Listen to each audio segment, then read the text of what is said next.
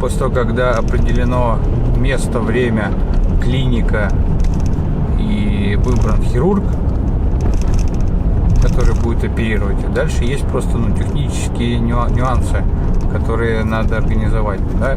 Человек должен понимать, куда он должен прийти, в какое время, в какой день, какие документы нужны для того, чтобы оформить историю болезни. После этого человек попадает в палату. В палате подписывается информированное согласие. Иногда в палате, иногда в предоперационной уже непосредственно делается сама анестезия.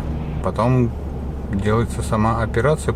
После операции пациент обратно попадает в свою палату, из которой его привезли. И дальше вариант: либо он остается на ночь или на какое-то количество времени в самой палате, либо его отпускают домой. Ни еду, ни воду никуда брать не надо, это абсолютно точно. С собой в больницу, если вы на несколько дней планируете госпитализацию, значит надо взять спортивный костюм, халат, зубную щетку, зубную пасту. Я думаю, что все то же самое, чем люди пользуются либо дома, либо в каких-то поездках, то же самое надо взять и в больницу. Ничего такого специального для больницы брать не надо. Все, что специальное для лечения пациентов, есть в больнице.